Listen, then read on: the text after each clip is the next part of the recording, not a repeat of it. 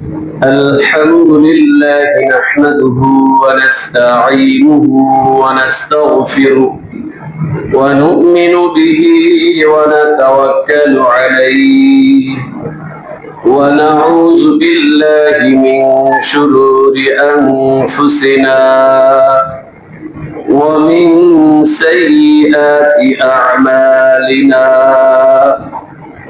من يهده الله فلا مضل له ومن يضلله فلا هادي له، ونشهد أن لا إله إلا الله وحده لا شريك له، ونشهد أن سيدنا وسندنا وحبيبنا وشفيعنا وطبيبنا وطبيب قلوبنا وأولانا ومولانا محمدا عبده ورسوله، صلى الله تعالى عليه وعلى آله وأصحابه وبارك وسلم تسليما كثيرا كثيرا. أما بعد، فقد قال الله تعالى في كلامه المجيد وفي فرقانه الحميد: فأعوذ بالله من الشيطان الرجيم، بسم الله الرحمن الرحيم.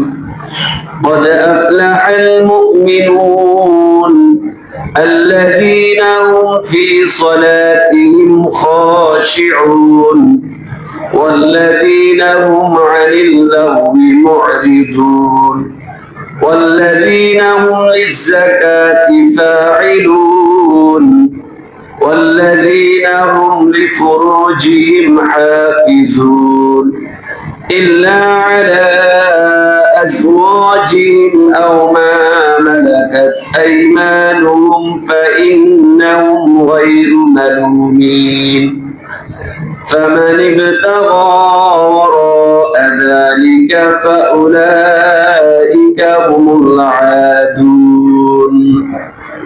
وعن أبي هريرة رضي الله عنه أن رسول الله صلى الله عليه وسلم قال: لكل بني آدم حظ من الزنا، فالعينان تزنيان وزناهما النظر، واليدان تزنيان وزناهما البطش، والرجلان يزنيان وزناهما المشي، والفم يزني وزناه القبل، والقلب يهوي ويتمنى، والفرج يتصدق ذلك أو يكذبه، أو كما قال عليه الصلاة والسلام: صدق الله مولانا العظيم، وصدق رسوله النبي الأمي الكريم، ونحن على ذلك لمن الشاهدين والشاكرين والذاكرين، والحمد لله رب العالمين। আমরা সকলে দুরূদ ইব্রাহিম পড়ি।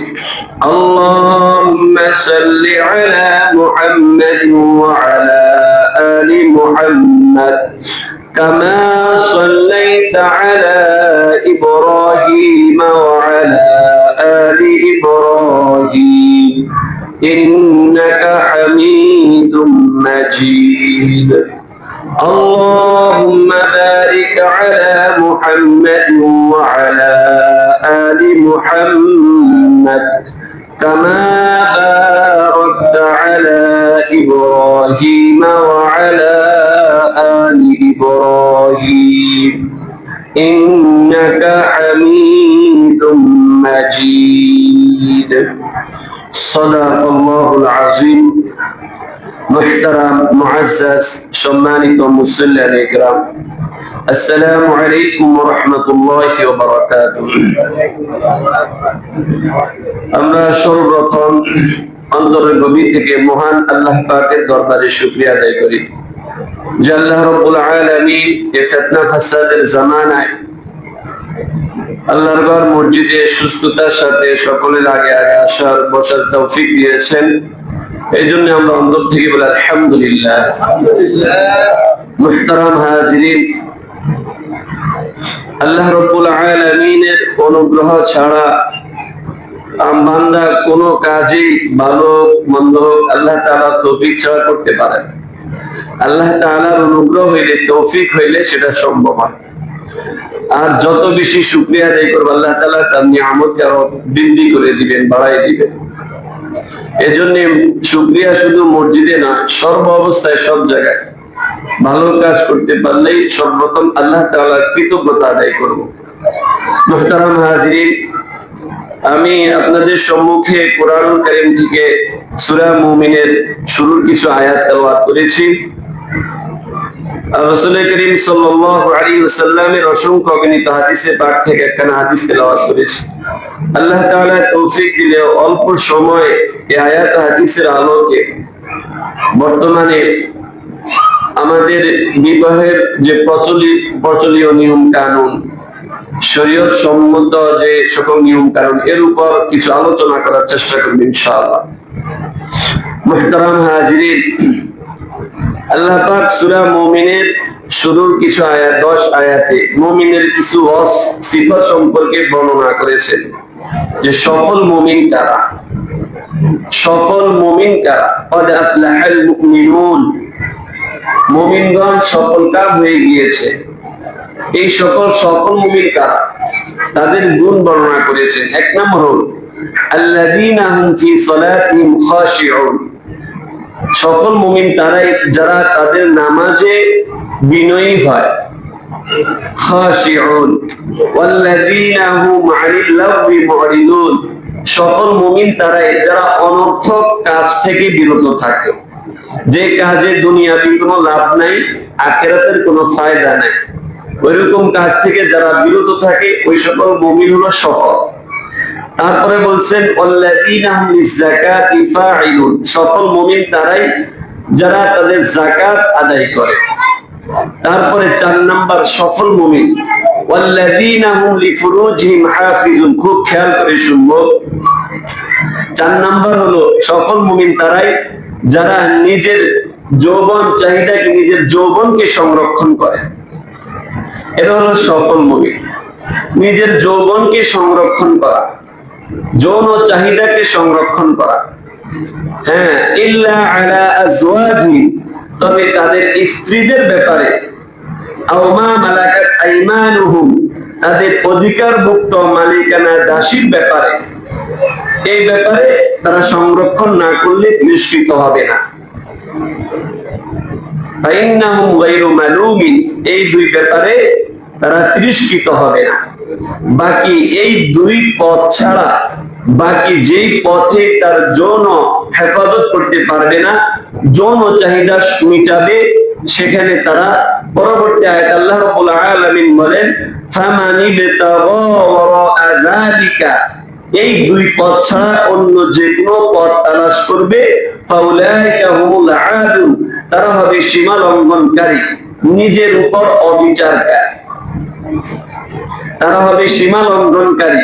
আল্লাহ রাব্বুল আলামিন যে সীমা রেখা দিয়েছেন, এই সীমা অতিক্রমকারী, সীমা লঙ্ঘনকারী, অবাধ্য। ফাইন্নাহুম গায়রু মালুমিন, তারা তিরস্কৃত হবে এই দুই পথ ছাড়া। মুহতারাম হাজিরিন, আজকের আলোচ্য বিষয় হলো আমার এই দুই আয়াত, ওয়াল্লাযীনা হুম লিফুরুজিহিম হাফিজুন, যারা নিজের যৌবনকে সংরক্ষণ করে, নিজের যৌবনকে হেফাজত করে। মুহতারাম হাজিরিন, যৌবনের চাহিদা এটা মানুষের স্বভাবজাত। আল্লাহ তাআলা এই স্বভাব দিয়ে মানুষকে সৃষ্টি করেছে। সকলের মধ্যেই যৌবন চাহিদা বিদ্যমান রয়েছে। সে পীর মাসাই হোক, পীর বুজুর্গ হোক, ওলি আউলিয়া হোক, সাধারণ মানুষ হোক, শিক্ষিত অশিক্ষিত হোক, সকলের মাঝে যৌবন চাহিদা আছে। সকলকে আল্লাহ রাব্বুল আলামিন যৌবন চাহিদা দিয়ে সৃষ্টি করেছে। মুহতারাম হাজিরিন, যৌবনের চাহিদা নাই এমন প্রাণী নাই, এমন মানুষ নাই। আল্লাহ রাব্বুল আলামিন এই যৌন চাহিদা দিয়ে আবার এই যৌন চাহিদা মিটানোর, যৌবন চাহিদা মিটানোর বৈধ পন্থা আবার বাতলিয়ে দিয়েছেন। মুহতারাম হাজিরিন, আল্লাহ রাব্বুল আলামিন এরকম নন যে আপনাকে ক্ষুধা দিয়েছেন কিন্তু খাদ্য দেন নাই। আল্লাহ রাব্বুল আলামিন যৌন চাহিদা দিয়ে আবার সেটা সংগ্রহ করার, মিটানোর বৈধ পন্থা অবলম্বন পথ বাতলিয়ে দিয়েছেন, পথ বের করে দিয়েছেন। যদি এমনটি না করতেন, নাউজুবিল্লাহ, তাহলে আল্লাহ রাব্বুল আলামিনের কাজ কিন্তু প্রজ্ঞা অনুযায়ী হইতো না। যে যৌন চাহিদা দিয়েছেন বান্দাকে কিন্তু সেটা সংবরণ করার, মিটানোর পন্থা দেন নাই, তাহলে সেটা হতো কি আল্লাহ রাব্বুল আলামিন অজ্ঞ, নাউজুবিল্লাহ। তাহলে আল্লাহ রাব্বুল আলামিন যে বৈধ পন্থা দিয়েছেন সেই বৈধ পন্থাই আমাকে অবলম্বন করতে হবে। সেটা ভিন্ন পন্থা যদি আমি তালাশ করি তাহলে আমি মানবতা থেকে বিচ্যুত হব, পশুত্ব আমার ভিতরে কাজ করবে, সীমা লঙ্ঘনকারী হিসাবে আমি বিবেচিত হব। কোরআন ও হাদিসে আমাকে যে পথ বাতলিয়ে দিয়েছে সেই পথ যদি আমি অবলম্বন না করে ভিন্ন পথ তালাশ করি তাহলে সেটা হবে শরীয়তের বিধান সীমা লঙ্ঘনকারী, নিজের উপর অবিচারকারী। মুহতারাম হাজিরিন, সেই যৌন চাহিদা মেটানোর পথ দুইটি। একটি হলো আল্লাহ রাব্বুল আলামিন বিবাহের ব্যবস্থা করেছেন, বিবাহকে হালাল করেছেন, বিবাহের মাধ্যমে স্ত্রী সম্ভোগ করাকে হালাল করে দিয়েছেন। মুহতারাম হাজিরিন, তো আল্লাহ রাব্বুল আলামিন যে একটা অপরিচিত যে মেয়েকে বা মহিলাকে বিয়ের আগে দেখলে গুনাহ ছিল, সেটাকে আল্লাহ রাব্বুল আলামিন আমার জন্য এতটাই নিয়ামত করেছে, সেটা সওয়াবের কাজ বানিয়ে দিয়েছে। মুহতারাম হাজিরিন, এর কারণ সেটা বৈধ হওয়ার কারণ। সাহাবায়ে কেরাম রাদিয়াল্লাহু আনহুম আল্লাহ রাসূলকে জিজ্ঞেস করলেন, ইয়া রাসূলুল্লাহ, যে মানুষ নিজের স্ত্রীকে ব্যবহার করছে, ভোগ করতেছে, সেটা তো নিজের উপকারার্থে, নিজের উপকার হইতেছে, তাহলে সে এর বিনিময়ে সওয়াব পাবে কেন? আল্লাহ রাসূল সাল্লাল্লাহু আলাইহি ওয়াসাল্লাম বলেন, দেখো, সে যদি এই বৈধ পন্থা অবলম্বন না করে কোরআন হাদিস যে নির্দেশ দিয়েছে সেই মোতাবেক স্ত্রীর কাছে না যে অন্য পন্থা অবলম্বন করত, বিবাহ ছাড়া কোন নারীর সাথে তার চাহিদা মিটাতো, তাহলে হারাম কাজ করত, তাহলে গুনাহ হতো কিনা? সাহাবায়ে কেরাম বলেন যে অবশ্যই গুনাহ হইতো। আল্লাহ রাসূল তখন বলেন, সে যেহেতু হারাম পন্থাকে অবলম্বন না করে, হারামকে পরিত্যাগ করে হালাল পন্থাকে বেছে নিয়েছে, এই জন্যই তাকে সওয়াব দেওয়া হবে। সুবহানাল্লাহ।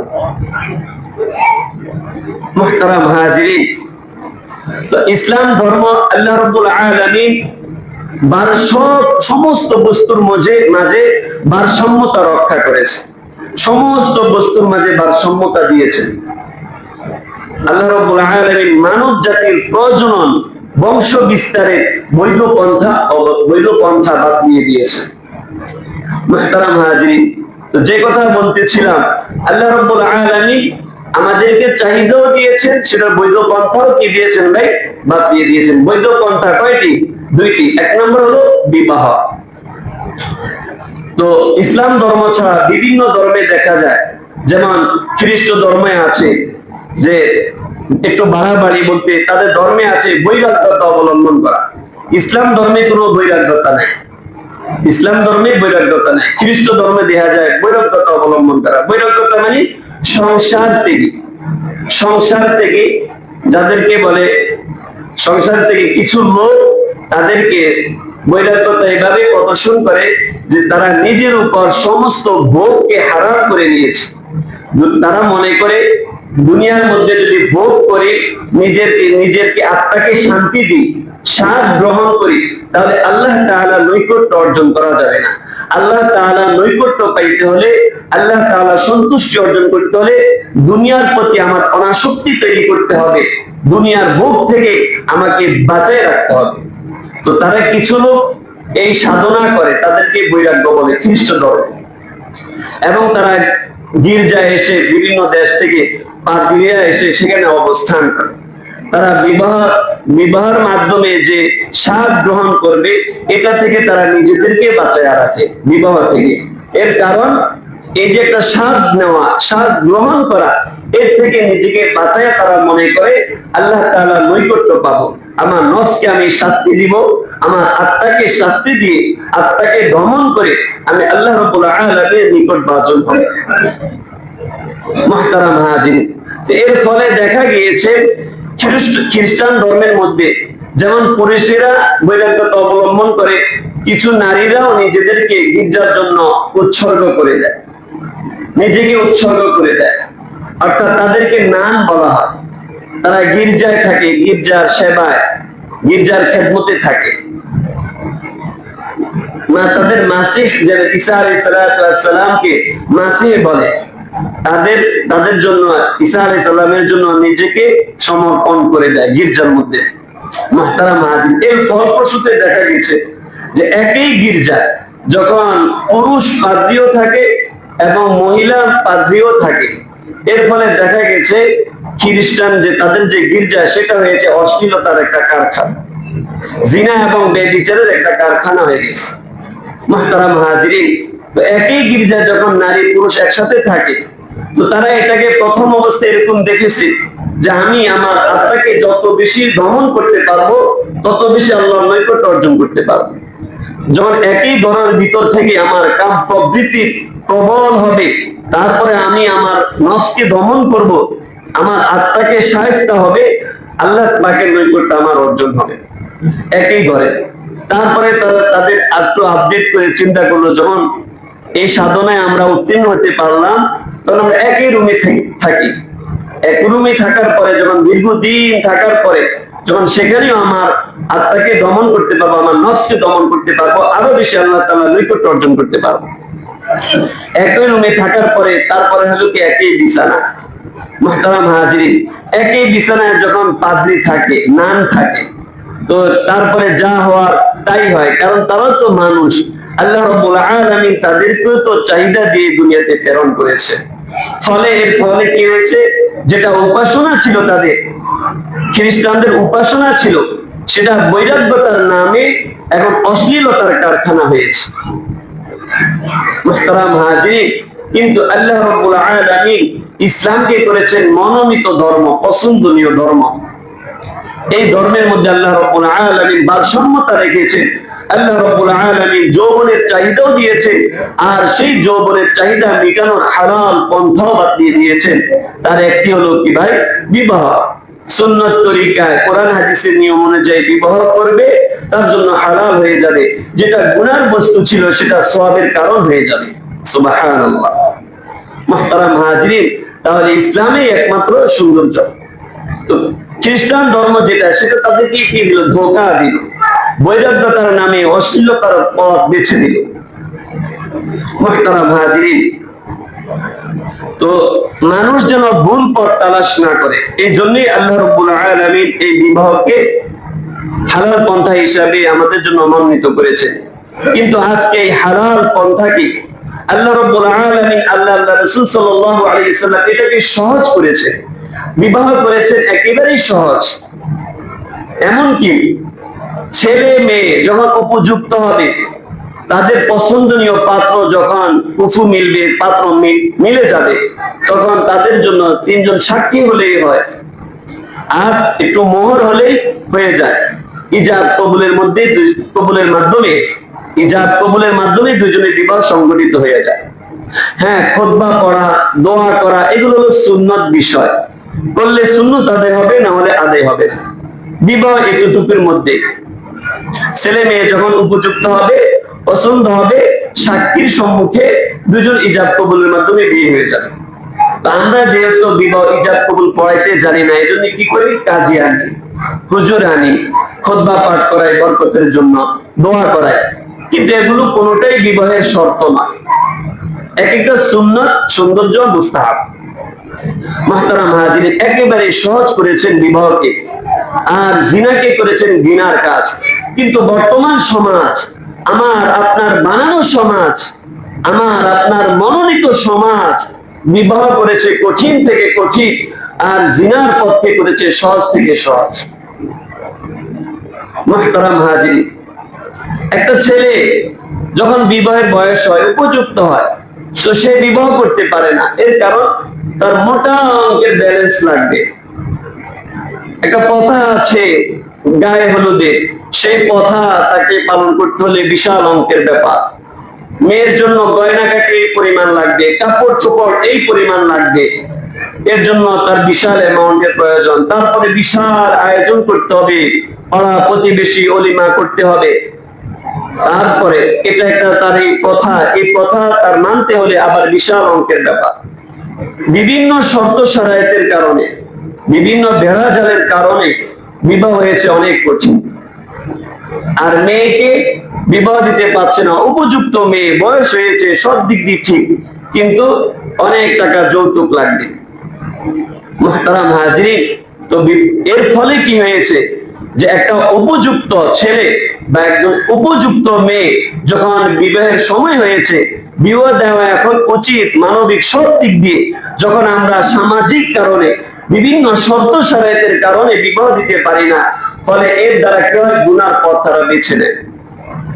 এটা স্বাভাবিক, কারণ আল্লাহ রাব্বুল আলামিন এই স্বভাব দিয়ে তাদেরকে সৃষ্টি করেছে। যৌবন চাহিদা দিয়ে যদি বৈধ পন্থা না পায়, তাহলে তার চাহিদা সে অবৈধ পন্থা হলেও সে মিটাবে। মুহতারাম হাজিরিন, শুনতে খারাপ লাগে, কিন্তু বাস্তবতা কেমন, দেশ বিদেশের খবর, পাড়া প্রতিবেশী সব জায়গার খবর আমরা আপনারা জানি। এর কারণ, এর জন্য দায়ী আমি আপনি, আমার আপনার সমাজ ব্যবস্থা, আমার আপনার পারিবারিক ব্যবস্থা এর জন্য দায়ী। আমি একজন ছেলের কাছে, বেকার ছেলের কাছে আমার মেয়েও দিব না, আবার একজন ছেলেও ওই পর্যন্ত বিয়ে করবে না যে পর্যন্ত সে বিশাল আকারে প্রতিষ্ঠিত না হবে। মুহতারাম হাজিরিন, এর ফলে কি হলো? এর ফলে আমার পরিবেশ ধ্বংস হলো। পরিবেশ ধ্বংস হলো, জিনার রাস্তা খুলে গেল, সহজ হয়ে গেল। কারণ জিনা করতে বিশাল প্রতিষ্ঠিত হওয়া লাগে না, মোটা অঙ্কের ব্যাংক ব্যালেন্স লাগে না, উচ্চ শিক্ষিত হওয়া লাগে না। মুহতারাম হাজিরিন, যেটা ছিল ঘৃণার কাজ, ঘৃণিত কাজ, গুনার কাজ, সেটা হয়েছে সহজলভ্য। আর যেটা সহজের কাজ, ইসলাম করেছে সহজ সরল, সেটা আমার আপনার কাছে কঠিন থেকে কঠিনতম কাজ হয়ে গেছে। এর জন্য আমি আপনি দায়ী। মুহতারাম হাজিরিন, রাসূল করিম সাল্লাল্লাহু আলাইহি ওয়াসাল্লামের একজন সাহাবী আব্দুর রহমান ইবনে আউফ, দুনিয়ায় জীবিত থাকতে 10 জন সাহাবী জান্নাতের সার্টিফিকেট পেয়েছেন। সুবহানাল্লাহ বলে। দুনিয়ায় থেকে তারা জানতে পেরেছেন তারা জান্নাতি, 10 জন সাহাবী, এমন সৌভাগ্য। তাদের মধ্যে একজন আব্দুর রহমান ইবনে আউফ রাদিয়াল্লাহু আনহু, আল্লাহ রাসূল সাল্লাল্লাহু আলাইহি ওয়াসাল্লামের পরে মক্কা থেকে মদিনা হিজরত করে আসেন। একদিন মসজিদে নববীতে নামাজ পড়তে আসছিলেন, গায়ের মধ্যে কিছু হলুদের সুগন্ধি লেগেছিল। আল্লাহ রাসূল সাল্লাল্লাহু আলাইহি ওয়াসাল্লাম ডাক দিয়ে বললেন, হে আব্দুর রহমান, ব্যাপার কি? জামার মধ্যে হলুদের সুগন্ধি। আব্দুর রহমান ইবনে আউফ রাদিয়াল্লাহু আনহু বললেন, আল্লাহ রাসূল, আমি তো বিবাহ করেছি, আমি বিবাহ করেছি। মুহতারাম হাজিরিন, আল্লাহ রাসূল কত বড় মানব, দুনিয়ার মধ্যে আল্লাহ রাব্বুল আলামিন করে সর্বশ্রেষ্ঠ মাখলুক, সর্বশ্রেষ্ঠ মানব। আর সাহাবায়ে কেরামের কলিজার টুকরা, জানের চেয়ে, মানের চেয়ে, সমধন সম্পদের চেয়ে আল্লাহ রাসূলকে ভালোবাসতেন। সাহাবায়ে কেরাম ক্ষুদ্র থেকে ক্ষুদ্র কোনো বিষয় আল্লাহ রাসূল ছাড়া করতেন না। ছোটখাটো আয়োজনও আল্লাহ রাসূলের অজানা থাকতো না। বিয়ের মতো একটা অনুষ্ঠান আল্লাহ রাসূল জানেন না, বিয়ে করেছেন।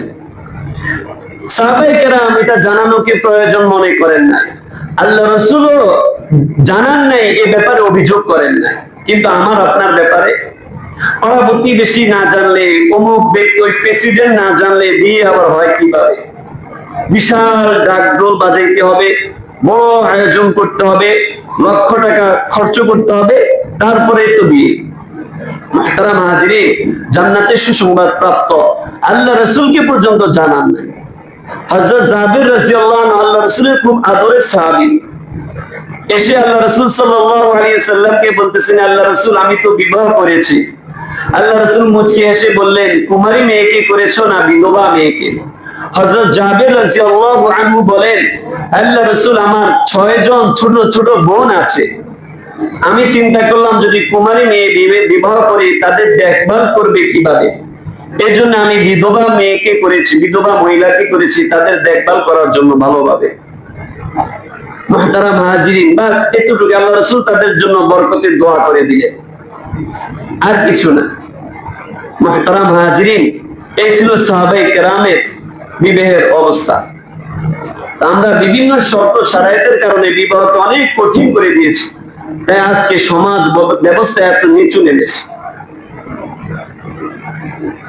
মুহতারাম হাজিরিন, তো হাদিসে পাকের মধ্যে আছে যখন কোন মেয়ের জন্য উপযুক্ত পাত্র মিলে যায়, কুফু মিলে যায়, তখন দেরি না করা, তাদের বিবাহ দিয়ে দাও।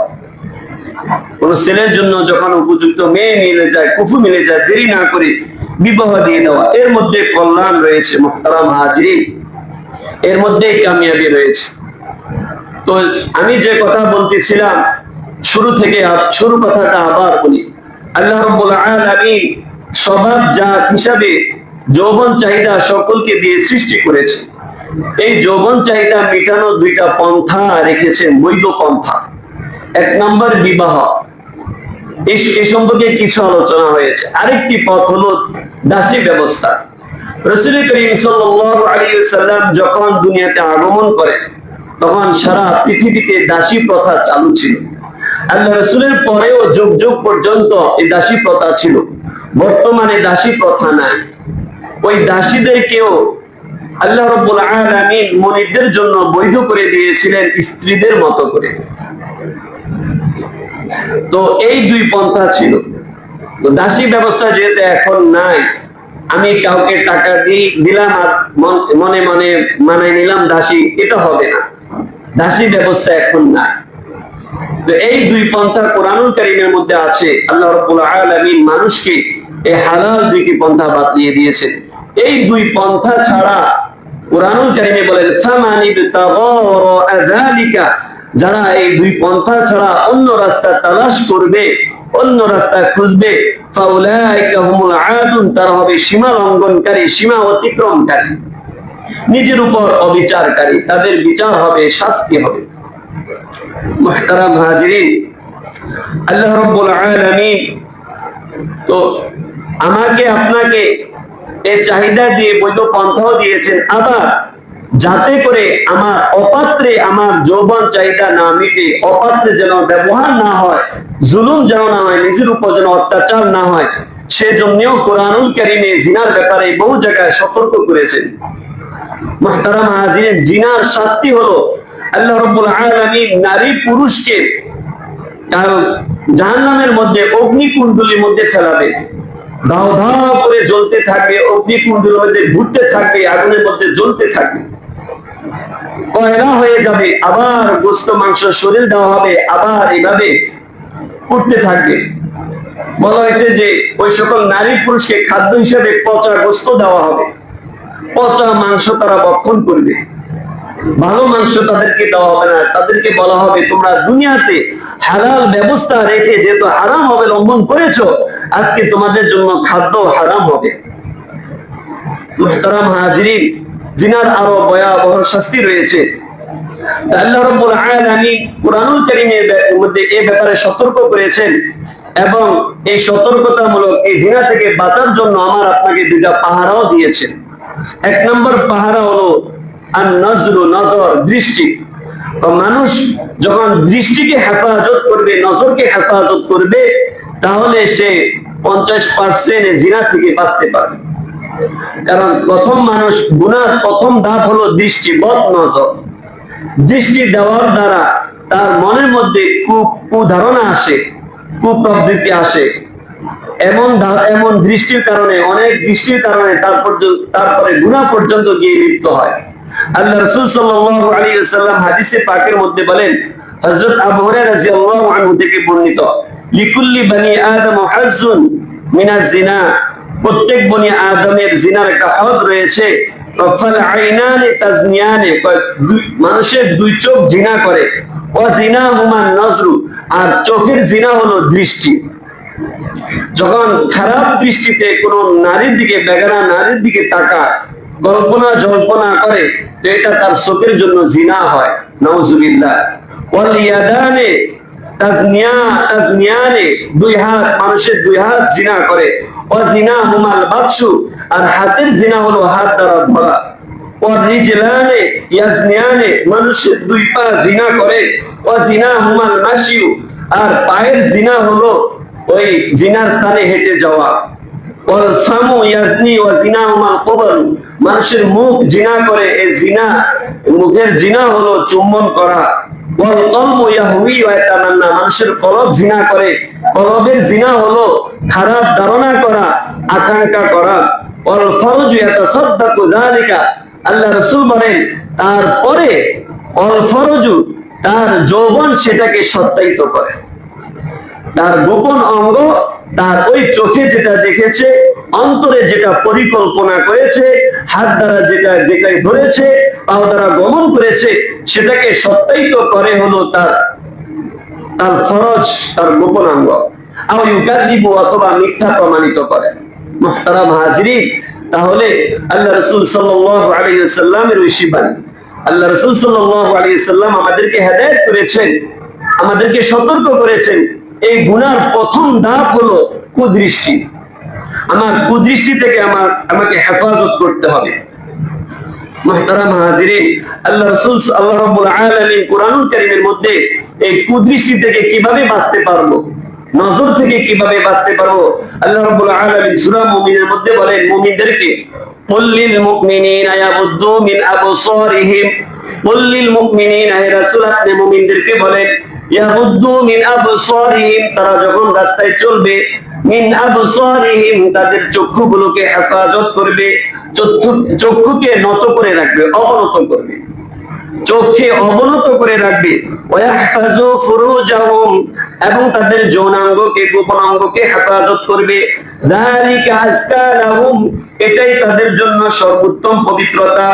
ইন্নাল্লাহা খাবীরুম বিমা ইয়াসনাউন, তাদের চোখ এবং গোপনাঙ্গ যে সব কাজ করে, সে সকল ব্যাপারে আল্লাহ রাব্বুল আলামিন খবর রাখেন। মুহতারাম হাজিরিন, এই ভয় আপনার দিলের মধ্যে রাখবেন। কেউ দেখে না, আমি যার দিকে কুদৃষ্টি দিয়েছি সেও দেখে নাই, কিন্তু আল্লাহ পাক যিনি পাকড়াও করনেওয়ালা, সে আল্লাহ রাব্বুল আলামিন আমাকে দেখতেছেন। আল্লাহ রাব্বুল আলামিন আমাকে দেখতেছেন। আল্লাহ রাব্বুল আলামিনের ভয়ে আমি দৃষ্টি দিলাম না। মুহতারাম হাজিরিন, আল্লাহ রাব্বুল আলামিন দেখতেছেন, এটা আমাকে স্মরণ রাখতে হবে। ঠিক তদ্রুপ ভাবে মহিলাদেরকেও আল্লাহ রাব্বুল আলামিন একই নির্দেশ কোরআনুল কারীমের মধ্যে দিচ্ছেন। কুল, হে রাসূল আপনি বলেন, কুল লিল মুমিনাতি, মুমিন নারীদেরকে, ইয়াগুদুদনা মিন আবসারিহিন্না, তারা যেন তাদের দৃষ্টিকে নত রাখে। ওয়াহফাজনা ফুরুজাহুন্না, তাদের যৌবনকে হেফাজত করে। ওয়ালা ইউবদিনা যিনাতাহুন্না, তাদের সৌন্দর্যকে প্রকাশ না করে। মুহতারাম হাজিরিন, নারীদের ব্যাপারে আল্লাহ রাব্বুল আলামিন সূরা 22 নম্বর পারায়, আল্লাহ রাব্বুল সূরা আনকাবুতের 22 নম্বর পারায় ইরশাদ করেন, ওয়াকারনা ফি বুয়ুতিকুন্না, ওয়াকারনা ফি বুয়ুতিকুন্না, হে নবী আপনি মুমিন নারীদেরকে বলেন তারা যেন বাসায় থাকে, ঘরে থাকে। ওয়াকারনা ফি বুয়ুতিকুন্না ওয়ালা তাবাররাজনা তাবাররুজাল জাহিলিয়াতিল উলা, তারা যেন জাহিলিয়াতের মেয়েদের মতো নিজেদের সৌন্দর্য প্রকাশ করে বাইরে প্রদর্শনী না করে, নিজেদের সৌন্দর্য প্রকাশ করার জন্য বাইরে ঘুরে না ঘুরে। মুহতারাম হাজিরিন, জাহিলিয়াতের যুগে মহিলারা সাজগোজ করে বাইরে ঘোরাফেরা করতো আর অপকর্ম করে বেড়াইতো। আল্লাহ রাব্বুল আলামিন সেটা বলতেছেন মুমিন নারীদেরকে। মুহতারাম হাজিরিন, বর্তমান যে পরিস্থিতি, বর্তমান যে অবস্থা, এটা কি জাহিলিয়াতের মতো না জাহিলিয়াতের চেয়ে বেশি? জাহিলিয়াতের চেয়েও বেশি হয়ে গেছে, জাহিলিয়াতের চেয়ে বেশি। তো মুমিন নারীদেরকে আল্লাহ রাব্বুল আলামিন হেদায়েত দিচ্ছেন, তাদের নিরাপদ স্থান, নিরাপদ জায়গা হলো কোথায় ভাই? বাসা। তাদের নিরাপদ জায়গা হলো বাসা। মানুষ বলে যারা সুশীল নিজেদেরকে দাবি করে নাস্তিক মনা, তারা বলে ইসলাম মেয়েদেরকে মহিলাদেরকে ঘরে আবদ্ধ করে রাখতে চায়, আবদ্ধ করে রাখতে চায় না। মুহতারাম হাজিরিন, এটা তাদের জন্য সম্মানের কারণ, এটা সম্মানের কারণ। আল্লাহ রাব্বুল আলামিন নারী পুরুষ উভয় লিঙ্গ সৃষ্টি করেছেন, দুইজনের কার্যক্ষেত্র এবং দুইজনেরই বিচরণ ক্ষেত্র আলাদা করে দিয়েছেন। মহিলার কাজ পুরুষের কাজ একরকম করেন নাই। দুইজনের শরীরের অবয়ব, দুইজনের শরীরের গঠন ভিন্ন করেছেন। মুহতারাম হাজিরিন, কাজের ক্ষেত্র এবং কাজের পরিধিও আলাদা করেছেন। পুরুষ বাইরে ইনকাম করবে, কামাই রোজগার করবে, খাদ্য বাসস্থান খাবারের ব্যবস্থা করবে, আর মহিলারা নিজেদের বাচ্চা লালন পালন করবে, ঘরে থাকবে, সংসারকে সুন্দর করে গুছিয়ে রাখবে। তাদের কাজের ক্ষেত্রও ভিন্ন, তাদের ধারণও ভিন্ন। মুহতারাম হাজিরিন, আল্লাহ রাব্বুল আলামিনের এই ভাগ চিরাচরিত, এর মধ্যে কল্যাণ, এর মধ্যে শান্তি। আর এটাকে যারা পরিবর্তন করতে গিয়েছে, তারাই পদস্খলন হয়েছে, বিপদগ্রস্ত হয়েছে। মুহতারাম হাজিরিন, আজকে পত্রিকা খুললে সংবাদ সম্মেলন দেখা যায়, প্রত্যেক দিন দর্শন, এই জিনা ব্যবস্থা, বিভিন্ন আমলা মামলা, খুন খারাপি, এর কারণ একমাত্র এই জিনা। আর এই জিনাটা কিসের কারণ? মুহতারাম হাজিরিন, ইসলামের আদর্শ না মানা, ইসলামের বিধান না মানা। ইসলাম কারোর জন্য বোঝা নয়, ইসলাম সৌন্দর্য, এটা আল্লাহ রাব্বুল আলামিনের চিরাচরিত বিধান। এটাকে যদি কেউ চাপ মনে করে, সে তো মুসলমানই দাবি করতে পারে। মুহতারাম হাজিরিন, আমরা স্বর্ণ কোথায় রাখি? খোলামেলা জায়গায়, খাবার টেবিলে, বিছানার উপরে না, খুব সংরক্ষিত বাসার মধ্যে সবচেয়ে সেফ জায়গায় আমার এই সম্পদ রাখি, দামি জিনিস। তাহলে এটাকে আপনি বলবেন যে স্বর্ণের উপর অবিচার করা হইল?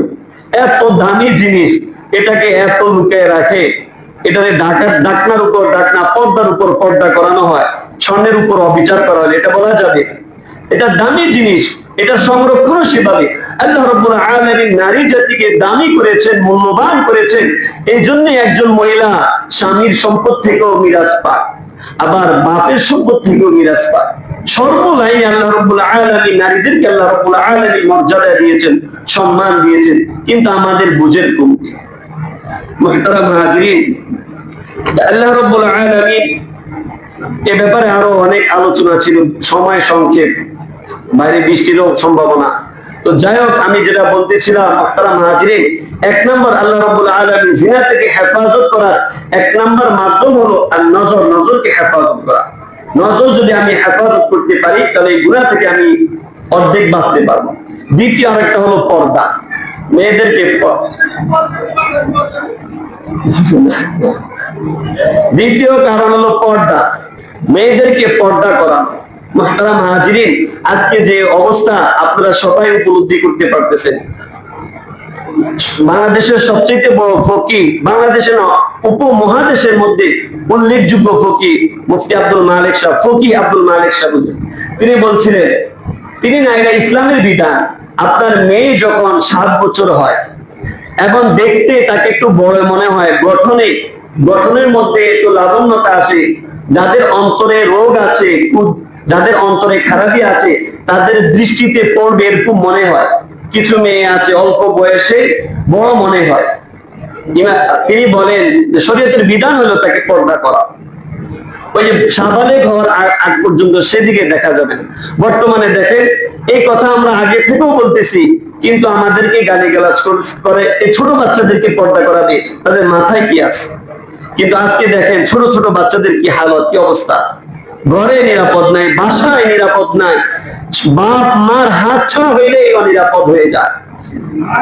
আল্লাহ রাব্বুল আলামিন আমাদেরকে সঠিক বুঝার, সেই মোতাবেক আমল করার তৌফিক দান করুন। আমিন। ওয়া আখিরু দাওয়ানা আলহামদুলিল্লাহি রাব্বিল আলামিন। যারা সুন্নাত পড়েন সুন্নাত পড়েন।